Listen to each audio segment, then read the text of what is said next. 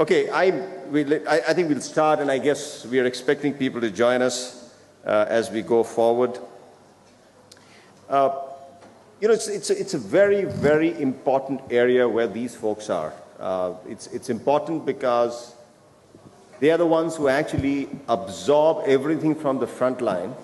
They take their feedback, they know exactly what's happening there, and then they carry it across to their bosses in coming up with the strategies that actually make an organization or a brand successful. So it's a very, very important position each one of them is.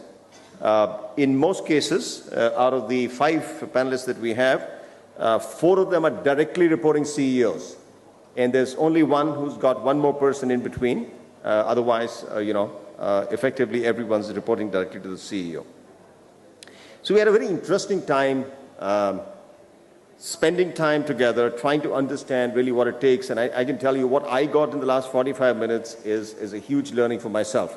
So, well, if somebody else is really not able to get it, I will at least go richer with what I heard from each one of them. I think each one of them is a very talented individual. Each one of them is somebody who's got huge experience and has gotten to this position that they've gotten after a lot of hard work. So one of the first things I'm going to do is that I'm going to start off with, it's more like a question answers. I will put questions and I expect them to answer. And in cases where, well, most agree, then we will not go further with any more of those answers. In case some of them disagree, they will press their point and then explain why they disagree on what and the reasons for it. So one of the first things that I always ask a lot of people, and I think I ask them in the same way, is that, does your boss listen? Does he listen to you? Because as bosses, as CEOs, the trouble with most of us is that we already think we know enough. In reality, we don't. But we think we know enough because simply we've been put into a position, especially by the success of the brand or success of the organization, in a position where everybody believes every word that we say is in some ways a drop of wisdom, but it isn't, or words of wisdom. So the first thing I'm asking each one of you, does your boss listen?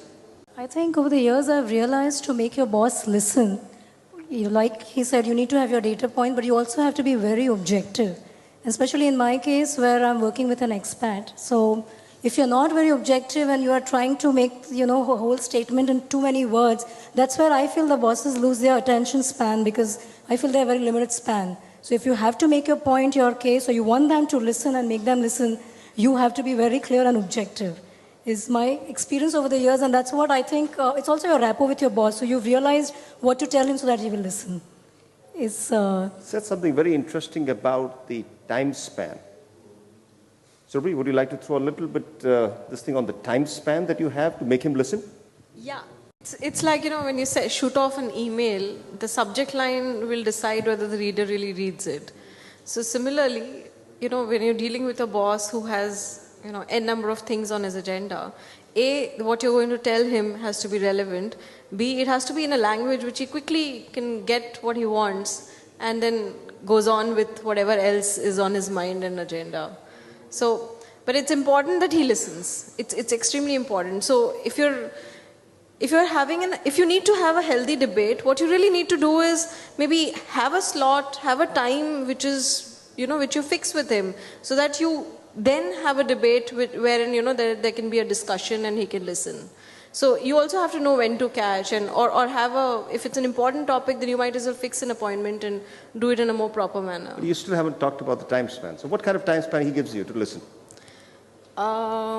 Generally, yeah, about 2 to 3 minutes at max. 2 to 3 minutes? Yeah. No, I think 5 minutes. I'm quite lucky, or you can say otherwise too. Mm-hmm. So I've got a boss who actually listens to me quite a lot. So, and have to comment upon it, whatsoever I say, and wait, and obviously a lot of time even argue. But I think that's quite okay. But ultimately, if you're talking about listening, yes, my boss listens.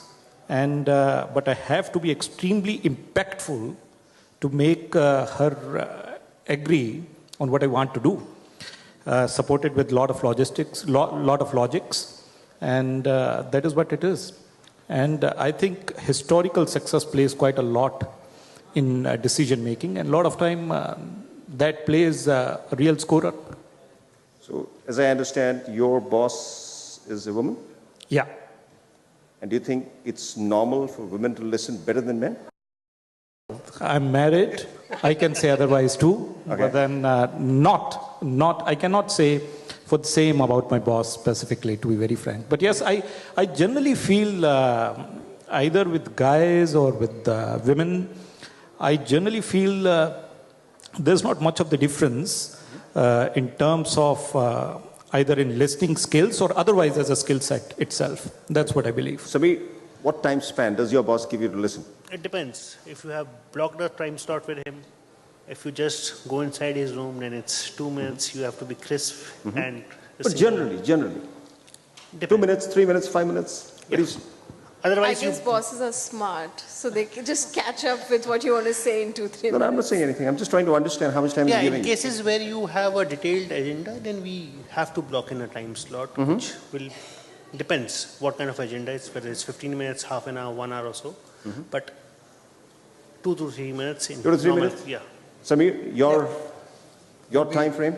Yeah, would be similar, I guess. 2 to 3 minutes? It's basically a bullet update or a bullet discussion where you kind of giving.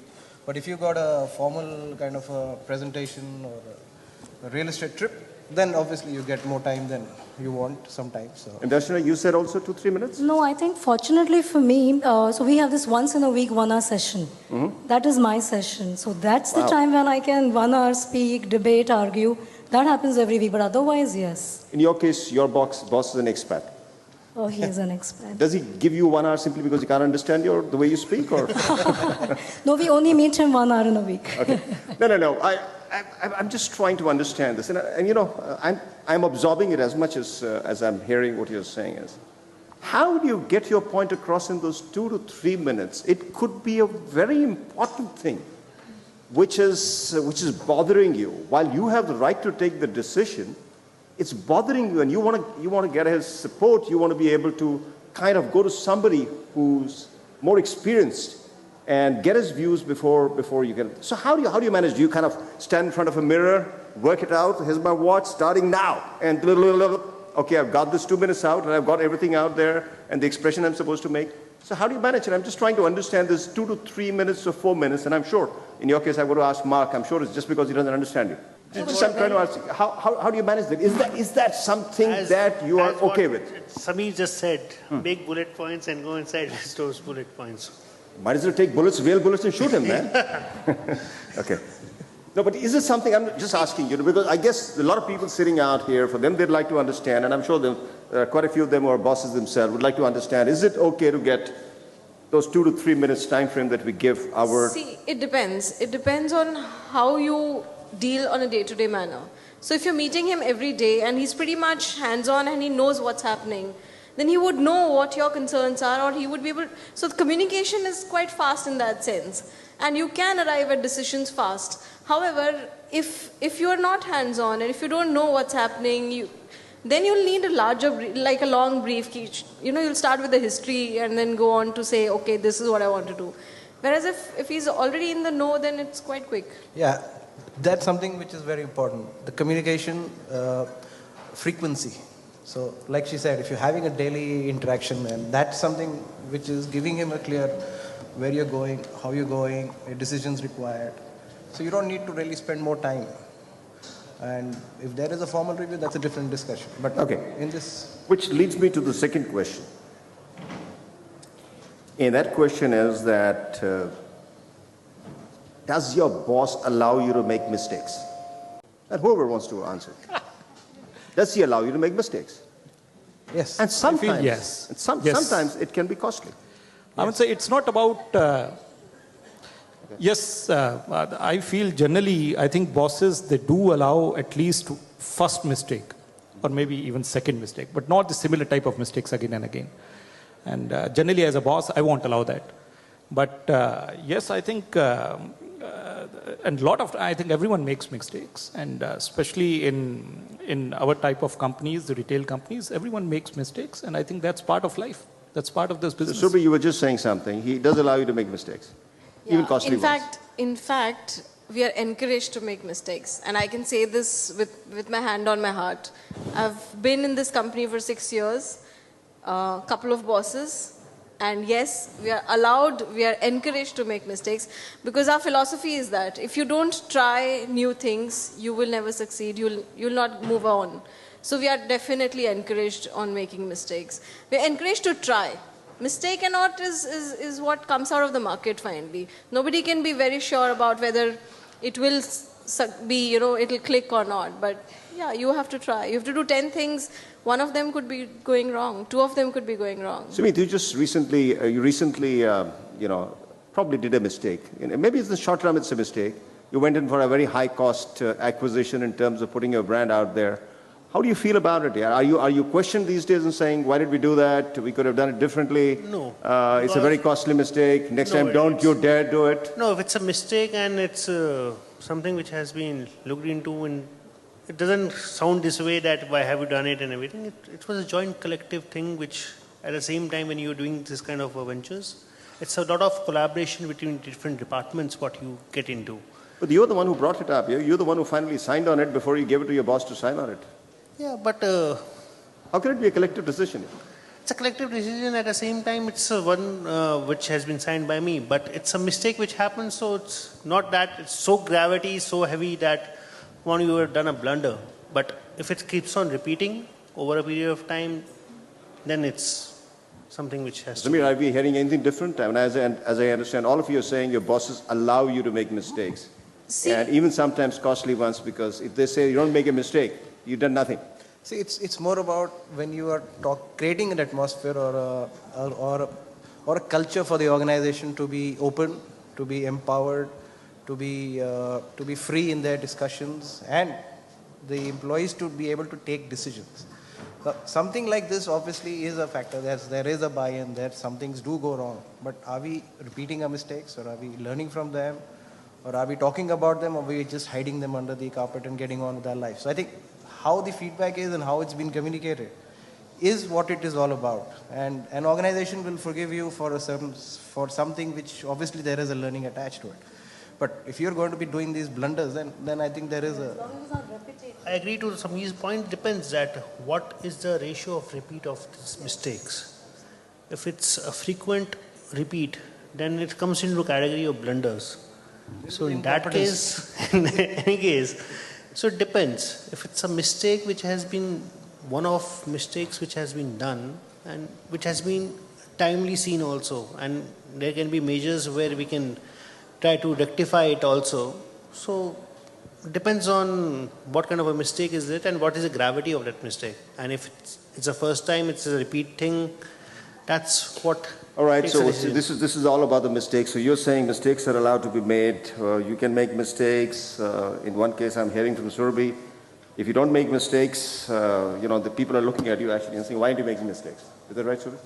And no, when I say making mistakes means why aren't you moving things? Yeah, why aren't you getting to do something, something absolutely. creative? Initiatives are something creative. encouraged. Yeah. And if it costs non-correct or incorrect decisions, it's fine. So I got to look at your P&L very carefully, though. So I'm going to move around a little bit because I think everybody's looking at me, and I think you should be actually facing the audience sitting out here. This leads me to another very interesting question. One is mistakes having been made and kind of accepted. What about credit? Now, you do most of the lion's work in making things happen. And then you find in front of the larger audience, the boss is standing out there and taking credit for it. So what do you feel at that time? Do you feel, oh, what's this? Why am I not getting the credit? After all, I was the one who moved this. I was the one who brought up that whole thing. I brought it up to him, told him how it should be done, took his okay on it, got it executed. And what do I get? Nothing. And he's taking all the credit. What would you feel at that time? So anyone can answer that. Vikram, to me, I would say that it would matter if, because all bosses usually are the faces to their promoters, to the board of directors. But as long as in my peer, in my people, in my leadership team or wherever, if the credit is given to me and that is important. That there is that you've done the work. But having said that, your CEO is definitely the face to the world. So whether it is, if he is taking the credit, I don't think it matters really. Because as long as you've been appreciated whilst you were doing it, as long as to the people it mattered, So I think that's something, because he's a face. So he should be allowed to take that credit. Darshana, that's a politically correct answer. No, But anybody disagrees with it? We don't want to disagree. Okay, no, I don't want to disagree to that, to be very frank. And but what I would like to say is, my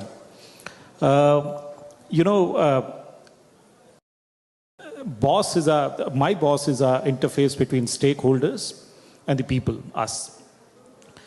And any appreciation to her is automatically our appreciation, to be very frank. It comes to us. It will not go anywhere else. And let's say on the other way, if I think I would have been in much more, it would have looked to me a little bad in case it would have been that these guys are not responsible, I am. So that's not the case. So unless that is there, I think actually automatically that appreciation rolls down to us, no one else. I completely agree with him, because ultimately it's a team who's performing and people are aware. So. Yes, if you look at it from a, if it comes to your actual reaction to it, yes, you would obviously be wanting the appreciation and you would like it to be given to you. So why not go and claim it? And you claim it. You just because you stand out there and say, listen, hold on, boss, it's me who did it here. You delivered it and you've done it. But at the end of it, if you look at it, it's more of the way it was allowed for you to get onto that platform. So it's more of that teamwork.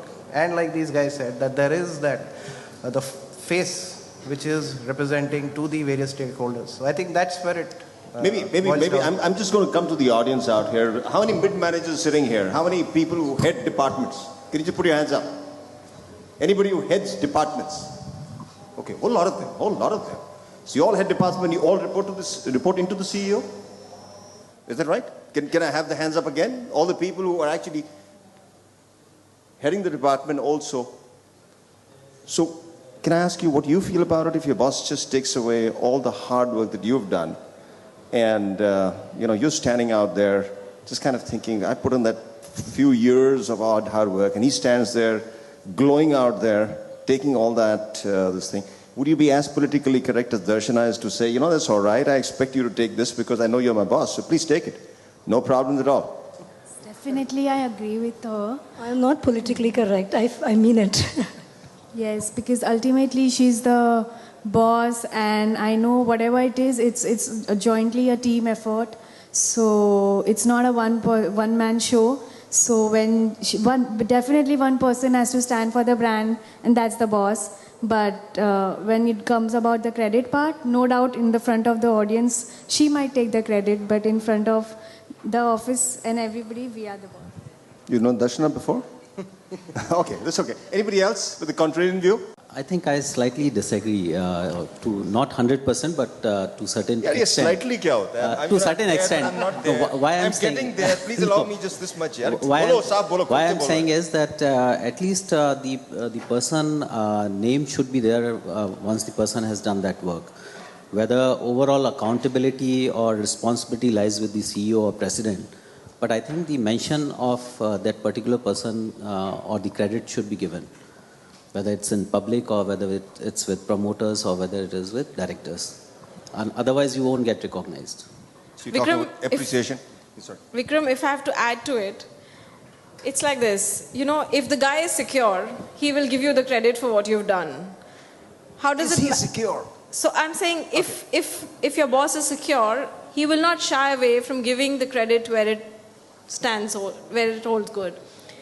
However, at the same time, if he doesn't do, it shouldn't bother you. Why? Because if he's the CEO and he is reporting to the promoters or whoever else, board of directors, then in any case they know that he has a team who delivers for him. It's not as if the CEO is going to run marketing, process food, negotiation. He's one man finally. So it's okay, everybody knows. So even to get the team to do what they do is a credit for him, because he's got them motivated and he's got them to deliver. So that's his credit. But the job ka credit, the exact detail of that deal may be with a person who's handling that job. So it's fine. Okay, I next- totally agree with Surbhi. At most of the times, your CEO is going to be the face for the promoters for the outside world. So the credit has to go to him in most of the things which the team is doing. And in your review sessions and in your different sessions, you're already getting the appreciation in the boardroom or somewhere there. But in the face outside world, it's always going to be the CEO is going to be getting the credit for the teamwork which has been done. If I have to put it crudely, he takes the credit, I get the money, I'm fine. Okay, now we got you going. Now we got you going. See, I'm just trying to make it lighter made since sense, you're It was good to rub you in because that's the only way you came out with this thought process. Good, good. Why not? Give me something for what I've done. Why not? That's what I demanded. And why should I not demand it? I put you out there. You're glowing out there, enjoying yourself, taking all the credit in front of the shareholders or whoever in the world. And here I am. At least give me the money. Show me the money. That's the scenario. You will hardly find any good entrepreneurs in India because eventually they have some kind of problem with the organization. It's always been said, love your work, don't love your company. You never know when company can stop loving you. So it's better love your work. You work well. You should be very proud of yourself. You have done the work. कल एक session है जिसका the point there is seva. We'll talk about what you're saying in that session. and my boss is in that. I think that is really not opening up. One of the things that's very sad is the fact that none of the bosses are around. It would have been really worthwhile had they been around because if they would get to know exactly how they're feeling and what they feel and what they should be doing. I mean, it's such an important thing. Okay, one thing that brings me immediately, very quickly, is to performance reviews. We all talk about performance reviews. There are sometimes structured performance reviews. There are sometimes just a chat that you end up having, spending time together, trying to understand, what has worked, what is not working, what are some of the areas that you would like to, probably get help in, support. Maybe you want some education in those certain areas that you would like to. How are performance reviews as far as you folks are concerned? And you can describe them differently if you have different ways of happening. Is it a very structured kind of a form that comes in and you're supposed to kind of tick there and put your thoughts? It takes you some time to put your thoughts together, and then your boss sits down, goes very carefully through each one of them, asks you necessary questions, and you kind of assess together exactly how you've done? Or is it very often, okay, the structure's there, it's great, this is all very nice, been put up by the HR people, but really what we're going to talk about is how's it been? What have you been up to? Where is it that you need support? What is it that I can do for you? So what ways do you think are the performance reviews being done in your organization, especially at your level? I think for us, that way it's quite, very well planned. And so what happens is at the ending of the year, we have the whole strategic meet where we decide the goals and for the year and way ahead. And post that, at the beginning of the year, we do have a one-to-one session sitting, sometime in the first quarter, sitting with the boss, deciding our so keeping the goal in mind and keeping the direction on your functional area, keeping the KRAs in mind, that has been decided along with the boss. So you decide that. And we do have a mid-year review. So there is a mid-year feedback given, but whilst yes, there is a formal review, there's a proper process, and there is also a chat, there is an informal chat along with that, and there is also a yearly review. So there is there is a planning midterm review, and there is a yearly review which happens, which is also to sort of give you mid-year where you are, and what's lacking or if there are any changes required. But it's quite formal, but it's also informal at the same time. At least in my case, the boss is open to listen. So if you are allowed to challenge, you are allowed to put in your frustration or whatever. Darshana, I'm sorry, you're such a pretty lady, even I wouldn't listen to you. That's okay, but does he really listen to you because he wants to listen to you? Very much, because Listen, we talked about the fact that most bosses have a time span of 2 or 3 minutes. So is he really listening to you during the PR? Because such an important thing for you. And I'm sure when the PR happens, you kind of listed out just about everything in your mind, or probably even a piece of paper where you list out exactly the kind of things that have happened and what you really want him to help you with. So is he really listening? See, I'll tell you, when you will realize when he's not listening is because when you're frustrated and you're not getting his ear. But definitely at the performance time, because that's your time.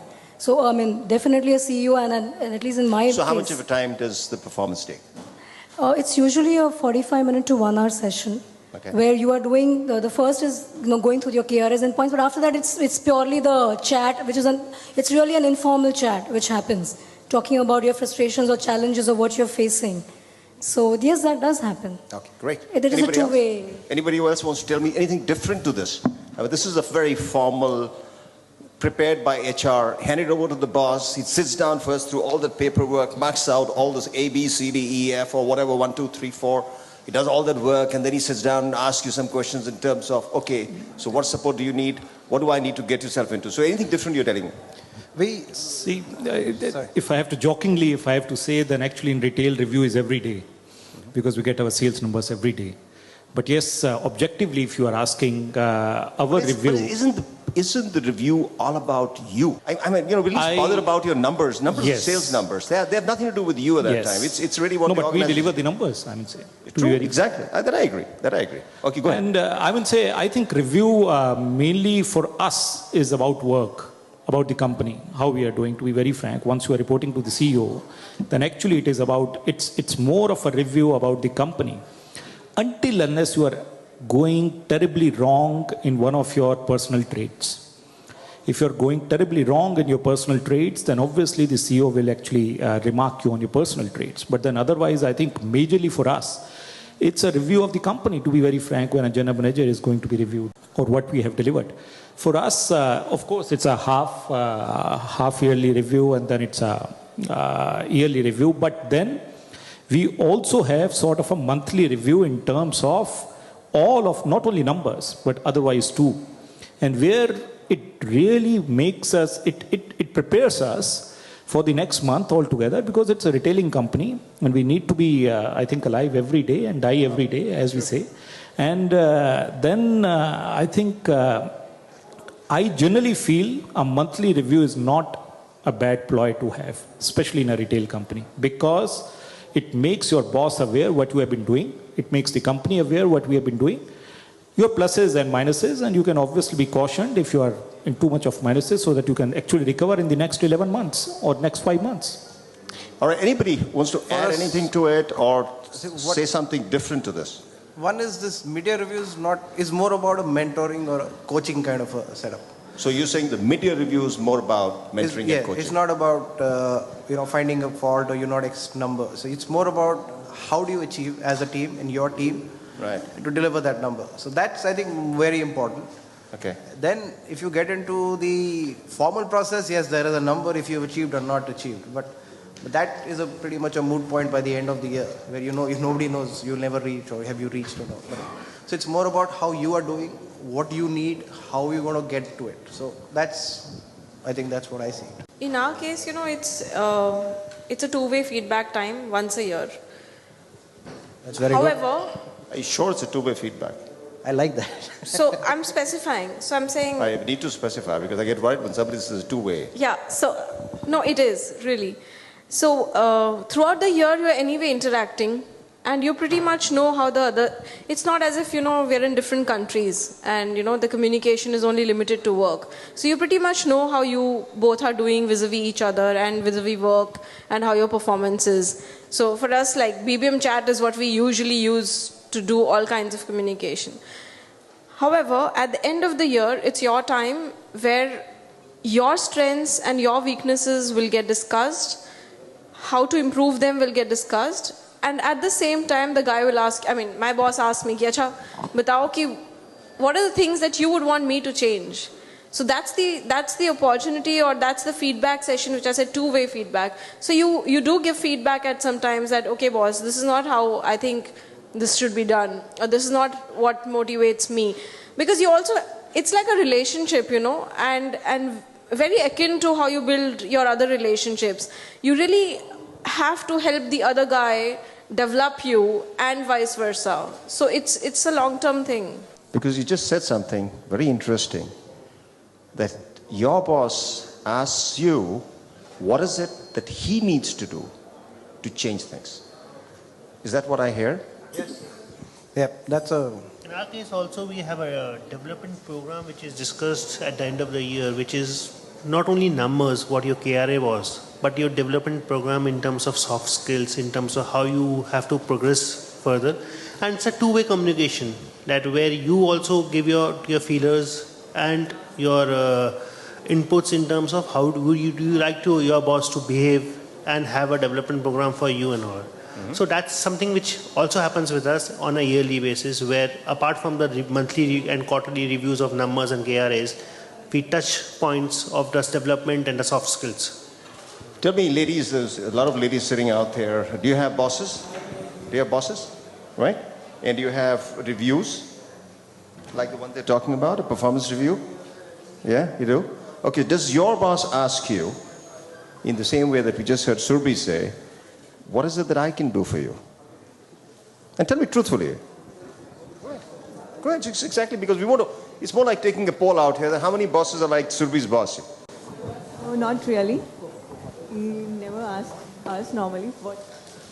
What's not working? See, there are two questions to it. What can I do for you, and what do you think I should change in myself? I get asked both these questions. Wow. He's even trying to change something for himself, huh? So that he can be a better boss. Where do you work? Right? So the lady Darshana is agrees. She had the same boss. All of you work same company, No, but I can see. I hear the lady say here, boss doesn't ask her that. Okay, so you got an unusual boss. That much I can tell you for sure. Anybody else who wants to kind of put in a point out here?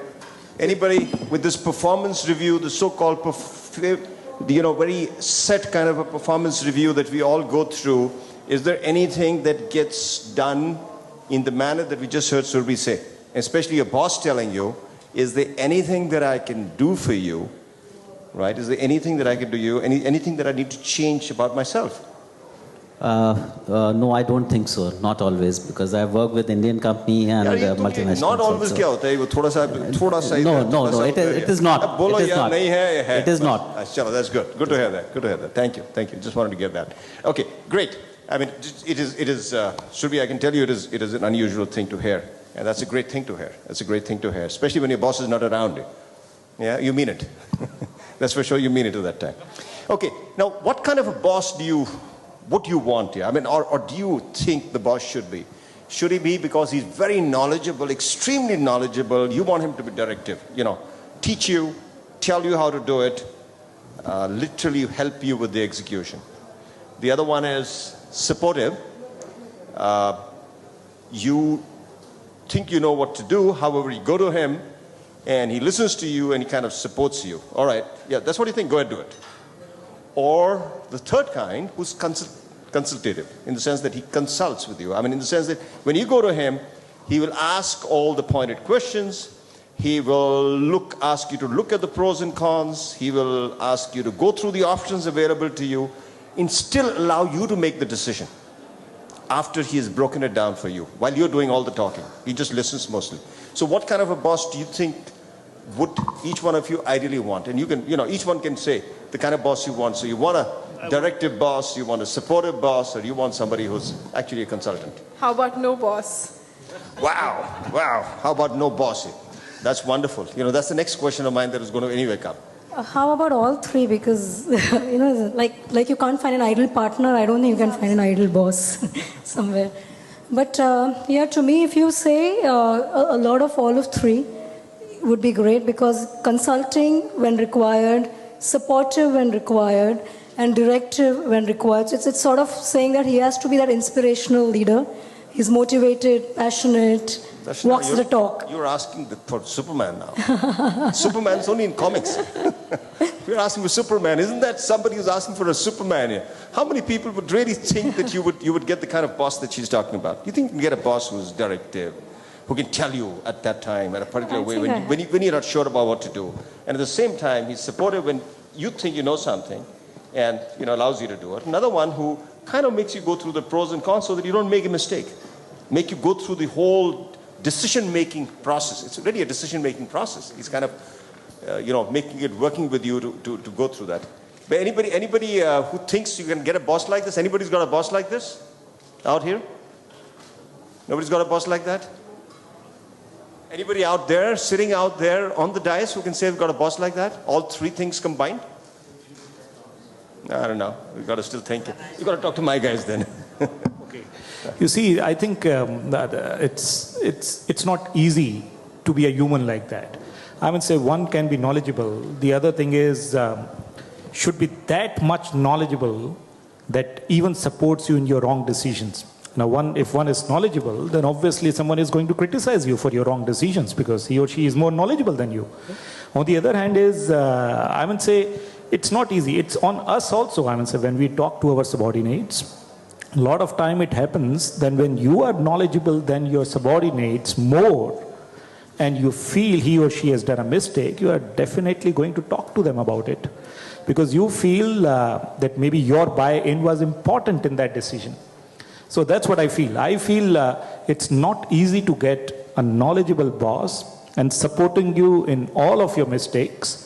And I think it has to be pinch of both in the correct proportions to actually get the desired one.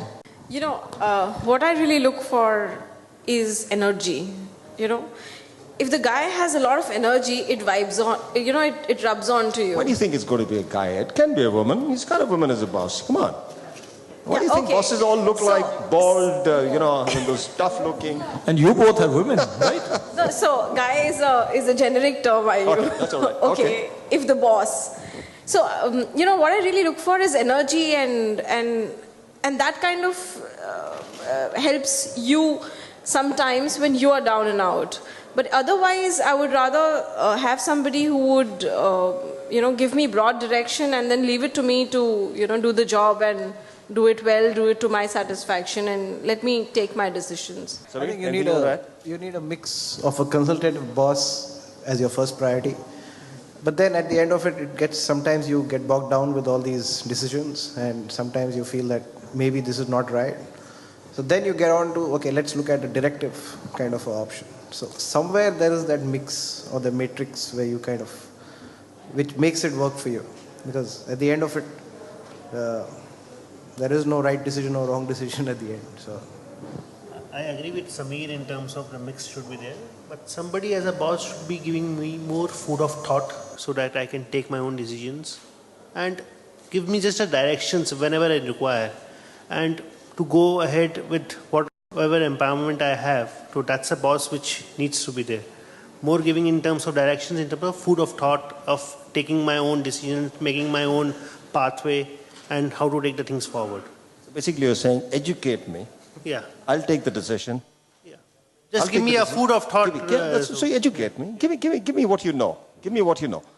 Okay, that's the other thing that I was going to come down to says, how many bosses really give you what they know?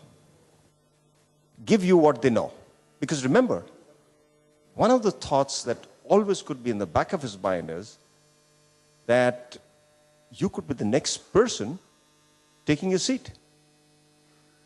So I'm not saying that, you know, that's exactly how it works in most organizations, but generally, if you rise the ladder and now you've started getting enough knowledge in terms of operations and understanding of your department, what is it? You're hungry for more. And like you rightly said, give me that education. So how many bosses do you think really, or your bosses, you think, do they educate you? Do they give you what they know? Because after all, they are there for what they know. Couldn't have been there just by coincidence. I mean, sometimes it can happen, but not mostly, no. But would they give you their knowledge? Would they prepare you for the next leadership role?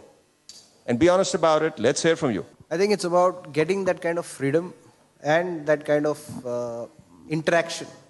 And it also depends on you how much you want to take out of that, of the boss. Only when he gives it to you, no? No, but if you create that setup, that communication, there is that common trust platform, there is that guidance and empowerment. Now, at the end of it, he won't be sitting there, okay, come take your advice for today. But it's more about how much are you, what is your hunger, what excites you to get out of him? And do you think, does he have anything to give you? So I think it's a mix of that. And how greedy are you to move into that position? So you need to know what all are your drawbacks which you need to improve, and maybe he can help you reach that goal. So that's what I feel. No, but my answer is still not there. Does your boss give you what he knows? See, yes, in my experience, I'll try and see in both, because I've worked with Indian bosses and I've worked with expats also. So there are a lot of things to this. If your boss is young, your boss is, like Surbhi earlier had mentioned, is either insecure himself, then yes, he would be more threatened and he will not pass on. So depending on how, the experience level or how secure your boss is, that's one side. And yes, I have worked with a boss who was threatened to, pass on the information beyond a point. The transparency, so to say, or the knowledge passing on was missing. At the same time, I have experienced, and this is my experience with expats, so I'm not saying all bosses are like that. It depends on like I said, the age, how young he is, or how threatened he himself is. At the same time, with the expats, what I have seen is they are here with a very clear mission because they are here for a short term.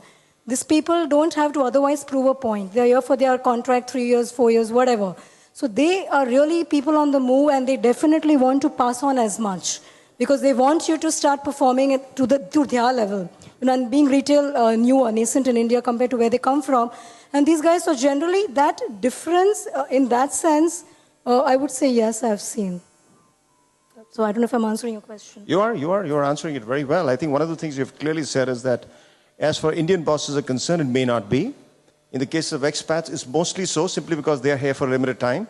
And they want to make sure that before they leave any organization, they have somebody who's to take over their place. I'll say emphatically yes. To be very frank, yes, my boss passes me quite a lot of knowledge. And I try to even snatch it a lot of times, to be very frank, because of sheer experience. Is she an expat? No, she is not. Okay. All right. Indian. Just wanted to understand. Yeah, no, not at all. But yes, to be very frank, I feel yes. I will emphatically say yes. I don't know about whether it's about sharing. The point that you're trying to make is about whether the boss shares his knowledge with you. But however, I think what he does, in my case, it's a he. So I'm saying what he does is to give me exposure to various things which would help me groom myself or educate myself or take my knowledge base up. So, for example, I have shifted from marketing to category management. So I was sent to seminars and workshops to understand category management best practices. I was given international exposure. So I'm saying he is grooming me in that sense. Now, do you call it him sharing his knowledge base, or do you call it him mentoring me in, through some other means? It's one and the same thing. In your interactions, you pick what you want to pick. You learn on the job. But to really expect that the guy will sit down and, CEO has a lot of work. So it's not part of my expectation that CEOs will really educate or impart their knowledge to you. You're supposed to collect your knowledge. That's true, but at the same time, just like he has only those 2-3 minutes. It's more likely self-educating yourself at the same time. No, I have a point of view with Survi where I see is, where the boss is allowing you or giving you the coaching.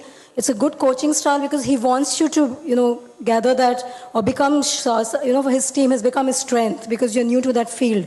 But yes, I have seen bosses who do share their experience.